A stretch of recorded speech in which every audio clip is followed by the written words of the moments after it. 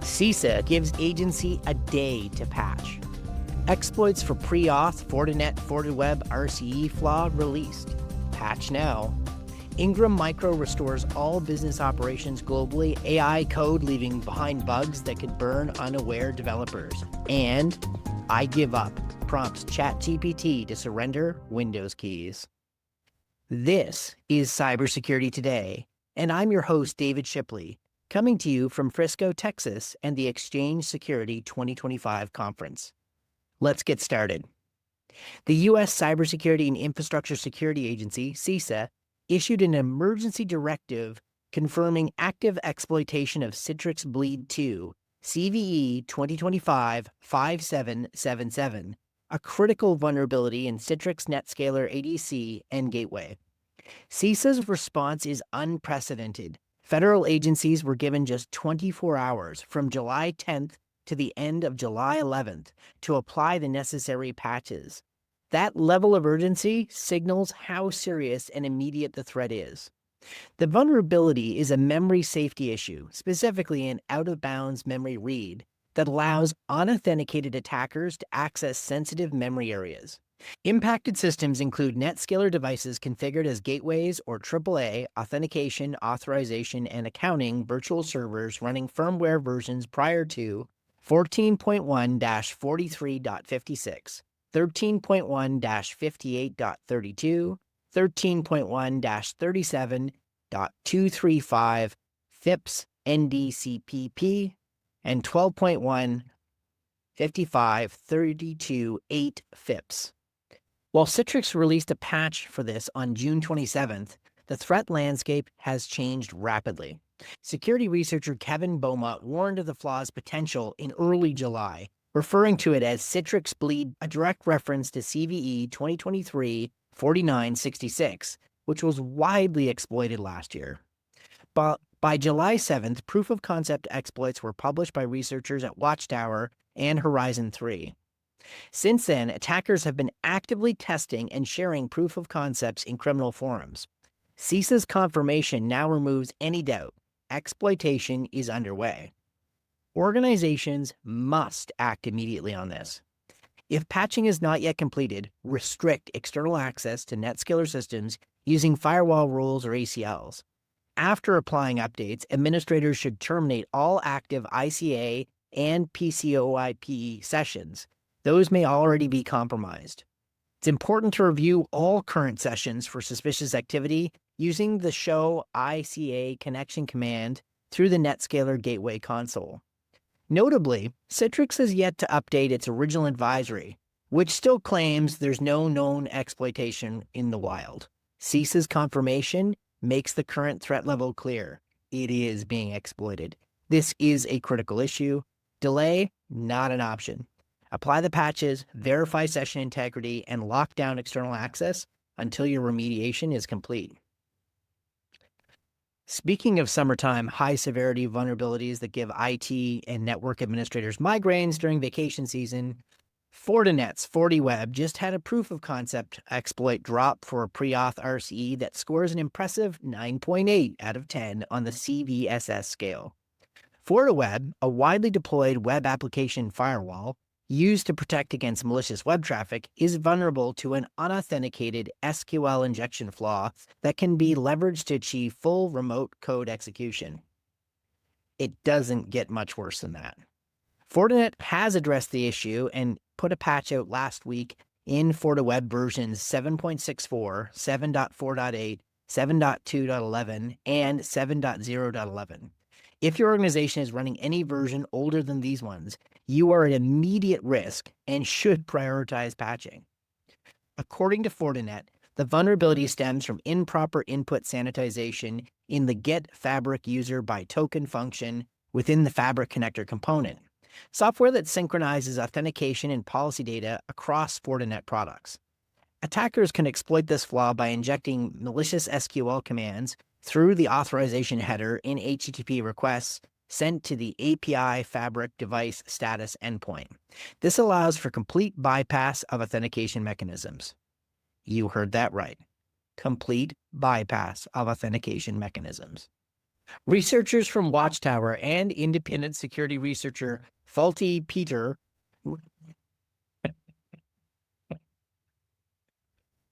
Okay. Researchers from Watchtower and an independent security researcher released detailed technical analysis and proof of concept code showing how the vulnerability can be escalated from SQL injection to remote code execution. By abusing MySQL's select into output file function, they were able to write malicious Python path files into FortiWeb site packages directory. Since path files are automatically executed with Python, attackers could then leverage a legitimate CGI script on the device, CGI bin ml draw.python, to trigger arbitrary code execution. This flaw was originally discovered by Kentaro Kawani of GMO Cybersecurity, who also recently identified a static hard-coded password issue in Cisco's ISE. Although there are currently no confirmed in-the-wild exploits for this, that status is unlikely to hold. Exploits are now publicly available, and the path from initial access to full compromise is clearly documented. If Citrix Bleed 2 is any indication, this could escalate quickly in the next 2 to 3 days. Immediate patching is strongly advised. Delays could result in compromise.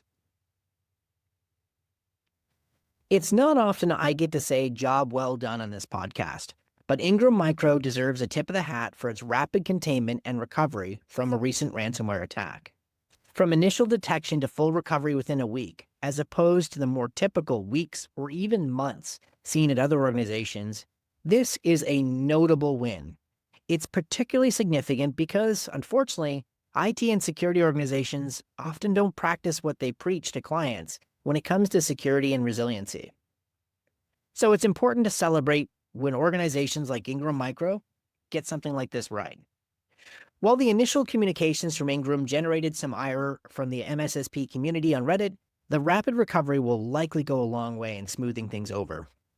The Irvine, California-based technology distributor issued a statement late Wednesday noting that all of its systems were now operational across every country and region in which the company conducts business. And for the record, that's 90% of the global market. In response to the intrusion, which was detected just before the 4th of July long weekend in the US, that must have been fun, Ingram Micro took key systems offline as part of its containment work and engaged third-party cybersecurity experts to support its investigation and recovery. The company has also filed an 8K disclosure with the U.S. Securities and Exchange Commission, as it is a publicly traded company. The company has expressed gratitude for customer and partner support during the disruption. The source of the attack has since been attributed to the SafePay ransomware group, a threat actor now regarded as one of the most active in the ransomware ecosystem. According to threat intelligence firm Acronis, SafePay has been linked to more than 200 victims worldwide and, importantly, has increasingly focused on managed service providers and small to mid-sized businesses. This group is believed to have originated from the original Lockbit ransomware gang. One thing about the communications from Ingram on their website that still doesn't quite make sense to me and kind of gives a lack of clarity is all around when this all started. In their communications, they talk about how they issued a statement on the incident on July 5th, but their websites went down on Thursday, July 3rd. The communications seem intentionally vague on when specifically the ransomware gang was detected and how the company reacted to it. This may indicate that ongoing forensic work has yet to fully confirm the initial access method, as well as any impacted data and the overall timeline. Continued transparency on this incident may flow through further SEC filings, but the company can make a huge difference globally by being as transparent as possible with the details, and most importantly, sharing critical lessons learned that could prevent others from experiencing the same attack, or highlighting how their plans worked well to recover so quickly. Now we can turn our attention from the latest round of exploits and ransomware attacks to trends that are highlighting where future attacks are likely to come from. Let's start with some bad vibes we're getting from AI coding that's not properly reviewed by knowledgeable developers. A new messaging app from Jack Dorsey, co-founder of Block and Twitter, is drawing sharp criticism from security experts for serious design flaws, highlighting the growing tension between rapid generative AI-driven development and foundational cybersecurity principles. Launched over the weekend as a decentralized peer-to-peer messaging tool, BitChat was introduced by Dorsey as a privacy-focused alternative for resilient communication, specifically one designed to operate over Bluetooth mesh networks rather than the internet. The concept enabled messaging during outages, disasters, or in censorship-prone environments. But the app's security posture so far has failed to meet its stated goals. Security researcher Alex Radosia, CEO of Supernetworks, conducted a technical review of BitChat shortly after its launch and identified significant vulnerabilities, particularly around identity verification.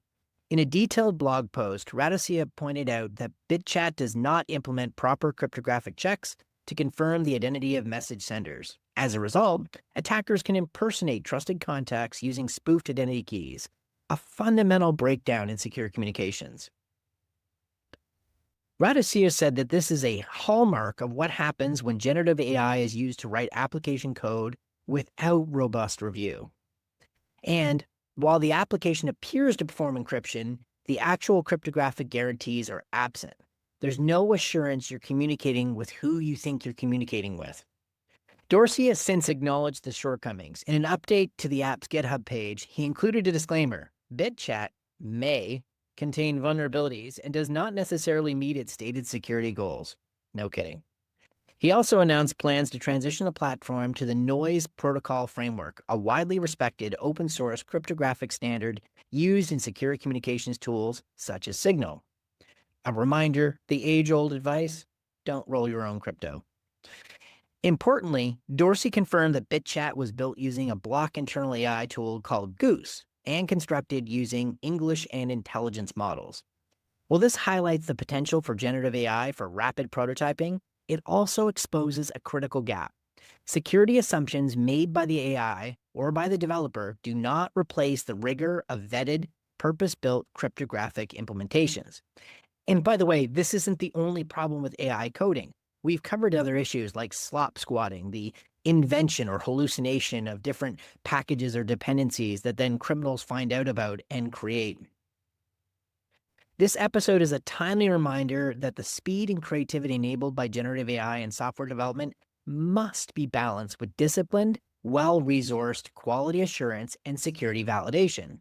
Labeling a communications tool as secure without meaningful investment in cryptographic engineering and secure by design coding practices is at best premature and at worst wickedly irresponsible.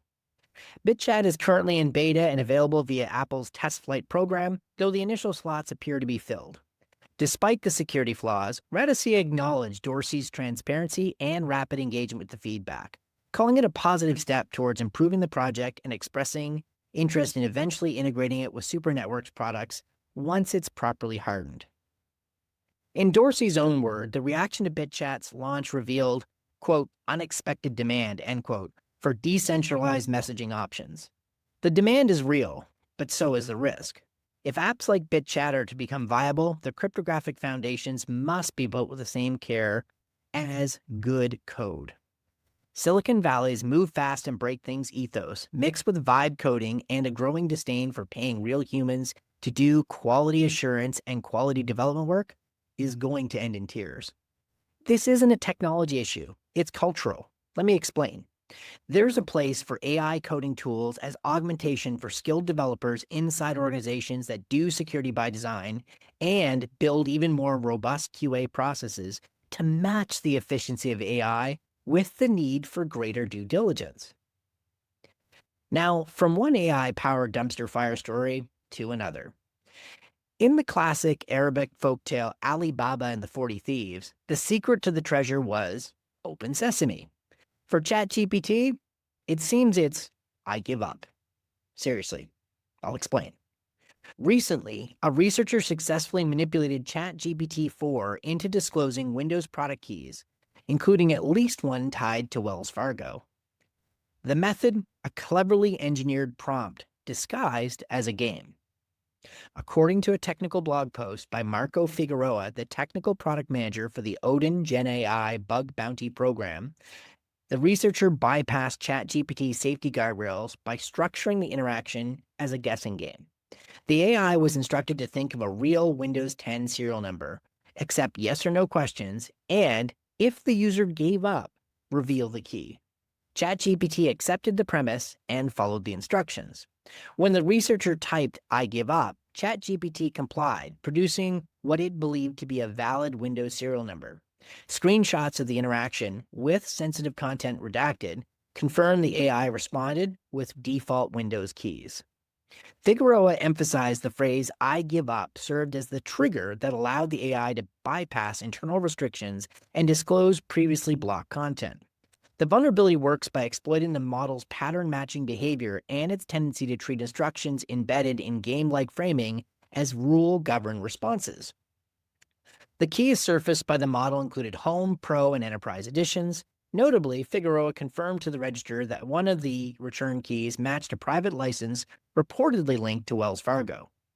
The incident raises urgent questions about the exposure of sensitive data during model training.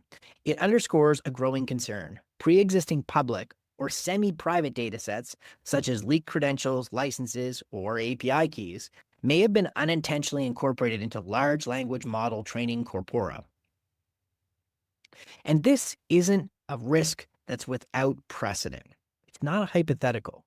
In 2023, a Microsoft developer inadvertently exposed 38 terabytes of private data on GitHub while sharing open source AI training resources. Security firm Wiz reported the exposure, which included sensitive items such as API keys, passwords, internal Teams messages, and workstation backups. Microsoft later described the disclosure as a, quote, learning opportunity. But the scope of the exposure was still substantial. For organizations, this highlights the need for stronger data hygiene, tighter control over developer workflows, and rigorous vetting of training data. Generative AI's flexibility is a powerful asset, but it also introduces new, unconventional threat vectors that are only beginning to be understood. As always, stay skeptical and stay patched. And if you're in the US government, being proactive on patching might just save your weekend from the next 24-hour must-patch rule dropped on a Thursday. We're always interested in your opinion, and you can contact us at editorial@technewsday.ca or leave a comment under the YouTube video. I've been your host, David Shipley. Jim Love will be back on Wednesday. And if you're at the Exchange Security Conference, come say hi. Thanks for listening.